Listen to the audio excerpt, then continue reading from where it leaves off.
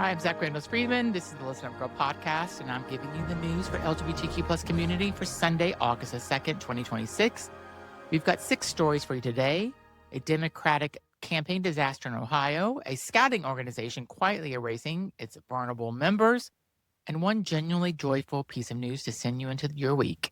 So let's get into it. Ohio's governor race meltdown. So let's start in Ohio, where a meeting meant to repair damage did just the opposite. Democratic gubernatorial candidate Amy Acton has spent the last month under fire from her own party after telling a local newspaper she does not support boys playing in girls' sports, using that language to describe transgender girls in the wake of the Supreme Court's ruling upholding state bans on trans student athletes. Ohio's Democratic Pride Caucus and Progressive Caucus both pushed back hard, and Equality Ohio downgraded her candidate rating from an A to pending. So her campaign scheduled a Zoom meeting with the LGBTQ plus advocates to talk through it. Acton didn't show up. Her campaign manager barred the Pride Caucus's vice chair, a transgender candidate for the state house, even from entering the call. Another attendee was locked in a virtual waiting room for the entire meeting, and when it was over, there was no apology and no commitment to change course, just promise to figure it out. Acton is running against Republican Vivek Ramaswamy, who has spent years calling the LGBTQ plus rights movements a cult. Advocates in the room say that's exactly what makes this moment so painful. They're watching their own party candidate borrow the other side's language while offering nothing in return. Sad. Next, Scouting America erases its own progress. So the next story is about what happens when an organization caves to pressure one policy at a time. Scouting America, the organization formerly known as the Boy Scouts, has eliminated the dedicated spaces it once created for gay youth, women, and scouts of color at its National Jamboree, a 10-day gathering that drew roughly 15,000 scouts and leaders to West Virginia this year.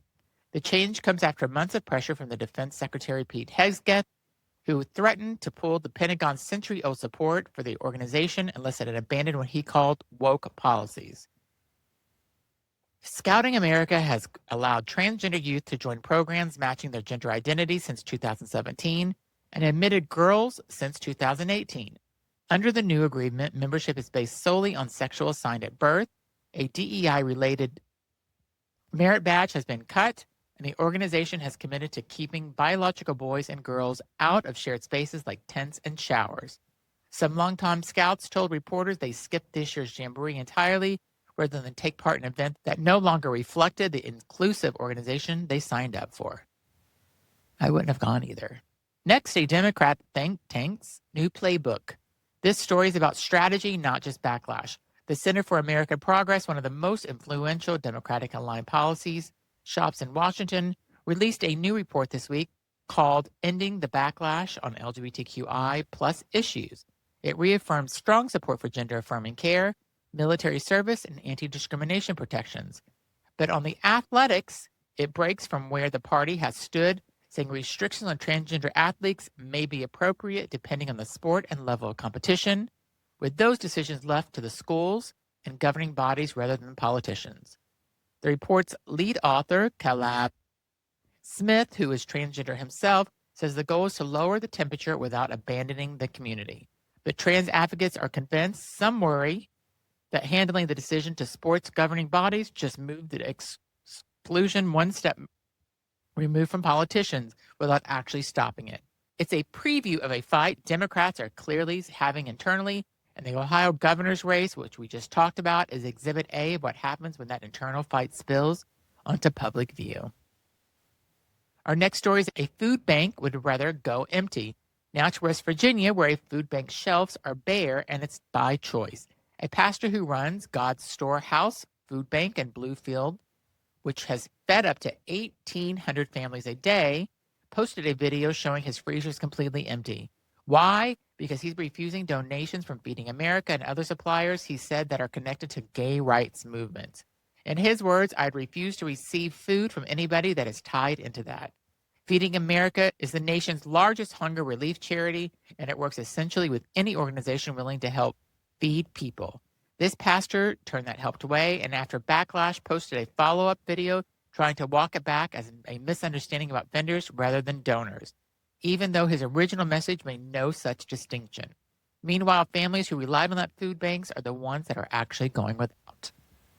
I don't understand why that pastor is even still working. Next, the UK's bathroom guidance takes effect this week. So across the Atlantic, a major policy shift is about to become official. Starting August 5th, new guidance from the UK's Equality and Human Rights Commission takes legal effect, restricting transgender people across England, Scotland, and Wales from using single-sex spaces and facilities that match their gender identity. It follows last year's UK Supreme Court ruling that legal definition of a woman under the country's equality refers to only biological sex. Stonewall and other UK LGBTQ+ organizations have called the guidance incredibly worrying it affects all trans people access to health care, employment, and basic services the moment it takes effect this week. It's one more example of the pattern researchers are tracking across Europe. Legal protections don't always disappear all at once. Sometimes they erode guidance by guidance, ruling by ruling, until what was once exceptional becomes routine. And then Noah Ark makes Emmy history. So now some genuinely great news to close us out.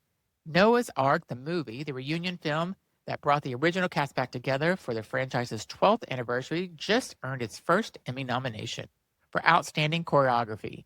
It recognizes John-Devi, Vincent's work on the firm's big dance sequences. Vincent didn't just choreograph the movie, he also reprised his original role as Ricky as one of the show's 4 leads. Here's why this matters. Noah's Ark puts Black men at the center of television show when almost nobody else would. It ran 2 seasons before getting canceled in 2006 and has spent 20 years finding its way back. A movie in 2008, a pandemic reunion special in 2020, and now this. A single choreography nomination might look small next to its categories with dozens of contenders, but for a show that funded its own pilot episode by episode, it's the industry finally catching up to what this community already knew. So that's the 6 stories for today. Some you have to sit hard with, and one that will hopefully make you smile. If this episode meant something to you, subscribe, leave a review, and share it with someone who needs to hear it. I'll see you tomorrow. Stay loud, stay proud, and